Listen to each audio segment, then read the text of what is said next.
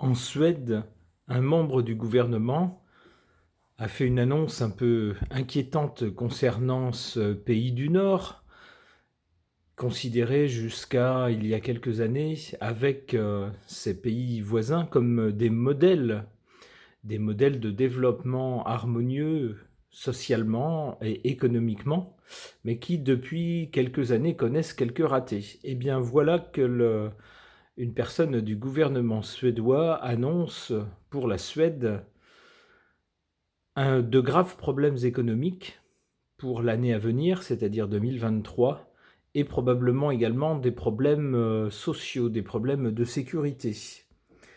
Alors comment prendre cette déclaration? Que se passe-t-il pour la Suède? Est-ce une déclaration juste alarmiste pour le cas où il y aurait effectivement quelques soucis, pour ne pas être accusé de ne pas avoir prévenu, de ne pas avoir pris les devants, ou alors est-ce en deçà de la vérité?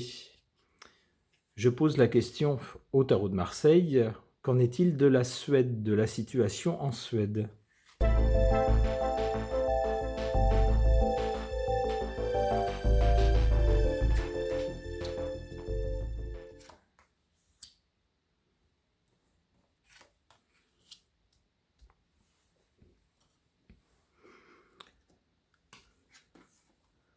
On avait donc un pays, la Suède, avec un pouvoir à la fois fort, mais bienveillant, où il faisait bon vivre, et avec un pays qui finalement rayonnait, impressionnait les autres pays, même si par sa population par exemple, à l'échelle mondiale c'est un pays plutôt petit, plutôt d'une classe qui n'est pas du tout la même que celle par exemple de l'Inde, de la Chine, des États-Unis. C'est un pays plus modeste, mais à son niveau c'est un pays qui faisait beaucoup et qui réussissait tout à fait. Et cette réussite était impressionnante, pouvait servir de modèle, on le voit avec cette carte. D'ailleurs, les indices de satisfaction, le taux de bonheur, si on peut s'exprimer comme ça, était l'un des plus élevés dans les pays nordiques en général et en Suède en particulier. À l'époque actuelle, on voit qu'il y a un problème avec des personnes malhonnêtes et mal intentionnées. Il y a une aliénation des gens et peut-être aussi purement et simplement un problème d'argent, un problème financier. Hélas, avec le pendu du côté de l'avenir, ça nous dit que le problème ne va pas être résolu tout de suite, que les Suédois malheureusement vont devoir attendre quelque temps.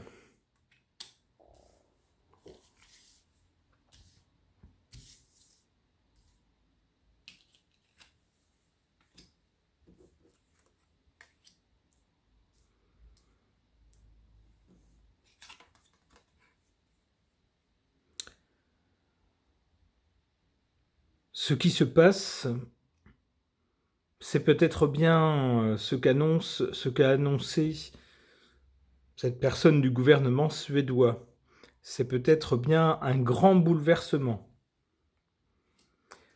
Notez que la carte du bouleversement ici est en position favorable. Alors peut-être que ce bouleversement, redouté évidemment, finira finalement par servir d'une façon ou d'une autre, permettra peut-être de muter, de faire avancer la société, l'organisation de la société vers autre chose. En position faible, ici, ou en position défavorable, on a le monde, c'est-à-dire les autres pays, les pays étrangers. Il est à craindre que les problèmes financiers et les problèmes économiques qui touchent ou qui vont toucher la Suède sont liés à ce qui se passe à l'extérieur de la Suède ou proviennent spécifiquement d'un autre pays. Alors, quel avenir pour la Suède ?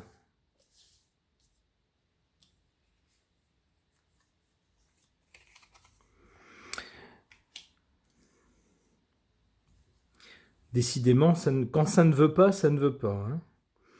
Là, avec le pendu, on nous dit qu'on n'y peut rien, qu'il faut regarder les choses avec philosophie parce qu'on ne peut pas les changer. On est obligé d'attendre. Les choses sont bloquées. Et avec l'ermite, on nous parle de temps. Il va falloir du temps, beaucoup de temps.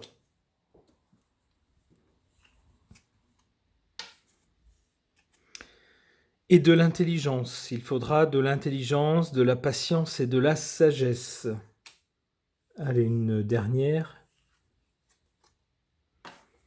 Au bout du compte, ça finira par aller mieux pour le pays, mais on le voit, 1, 2, 3, 4.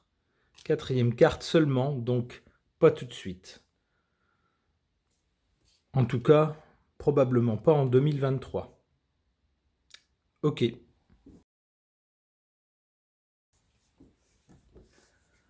Pour le cas de la Suède, je pose la question, qu'en est-il de la Suède ? Que se passe-t-il ? À ce jeu, l'oracle des moments mystiques.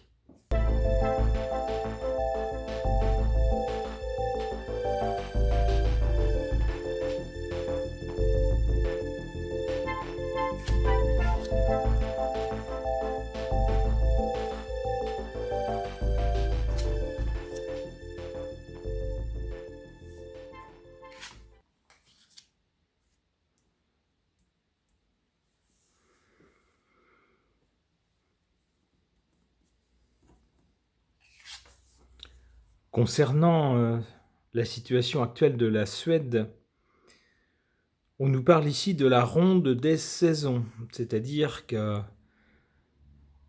va au moins falloir attendre le changement de saison pour commencer à voir le changement de quelque chose. Du côté du passé, on a la carte des secrets. C'est-à-dire que si d'un pays qui était cité comme modèle pour la réussite de son économie, de son modèle de société pendant des décennies, jusqu'à une annonce de crise grave, aujourd'hui, il y a forcément eu des décisions, des choix ou des événements qui ont changé les choses. Mais on nous parle ici de secrets. On ne saura pas tout. Peut-être aussi que dans le pays, la volonté n'est peut-être pas tout de suite de savoir qui est responsable de la situation actuelle.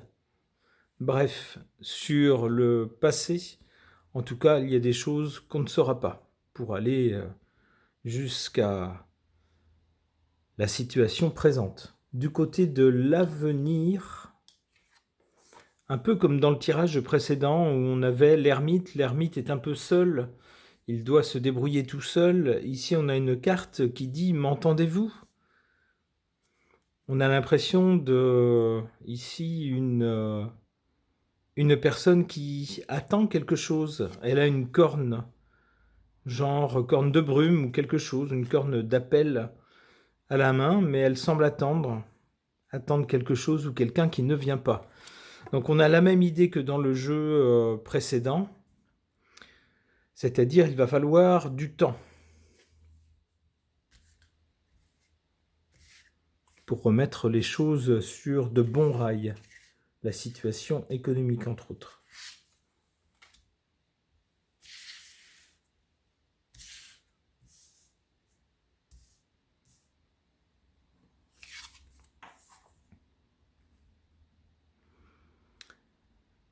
En défaveur, ici, en carte défavorable, on a la sorcière de mer.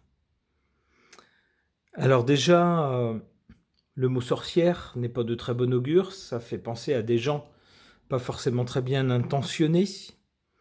On parlerait d'une fée dans le cas de bonnes intentions et plutôt de sorcière dans le cas de mauvaises intentions. En tout cas, c'est un peu de cette façon qu'on les définit dans l'imaginaire populaire.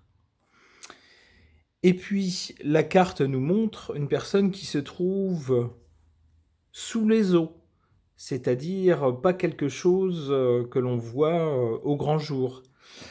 Donc on peut penser à des sortes d'ennemis cachés, de complotistes cachés, on peut définir ça comme ça, ou des personnes agissant contre le pays, mais de façon un peu souterraine.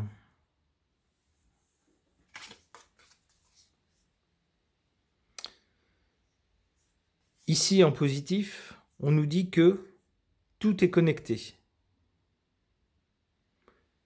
C'est-à-dire les êtres humains sont connectés entre eux, l'humanité est connectée avec la nature, les pays sont interconnectés, les situations économiques des pays sont interconnectées, etc. Donc la Suède peut se dire que si elle connaît des problèmes économiques et des problèmes sociaux, elle ne sera certainement pas la seule et que ce sera probablement un problème partagé avec au moins ses voisins, si ce n'est d'autres pays, voire une bonne partie du monde. Ce qui veut dire aussi à l'inverse que lorsque la plupart des pays commenceront à prendre le dessus sur les problèmes qui les affectent, eh bien par effet d'entraînement, la Suède devrait elle aussi sortir des siens. Alors qu'est-ce que ce jeu peut nous dire par rapport à l'avenir de la Suède dans le contexte de l'annonce de problèmes à venir? On a ici la carte du jardin des roses. On y voit une femme qui semble faire corps avec la nature. On voit d'ailleurs une partie de son corps qui est quasiment végétalisée. Cette carte pourrait nous dire que l'une des portes de sortie de la crise annoncée résiderait dans tout ce qui est écologie et nature, par exemple.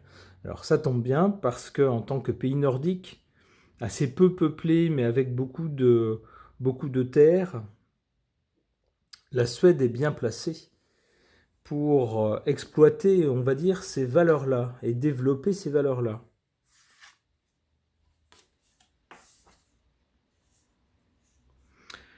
On a ici Ève. Alors, dans la tradition, bien sûr, Ève est celle par qui le péché arrive, c'est-à-dire celle qui a croqué le fruit qu'il ne fallait pas croquer. On nous dit donc qu'avec l'écologie, attention à l'honnêteté et à la malhonnêteté autour de l'écologie. Il faudra faire des choix, avoir du discernement et bien discerner entre les gens qui se tournent vers l'écologie pour essayer d'avoir une vie plus saine, une planète plus saine, moins de déchets, etc. Et puis les gens qui le font par opportunisme, tout simplement parce qu'il y a une source de business avec de l'argent à se faire.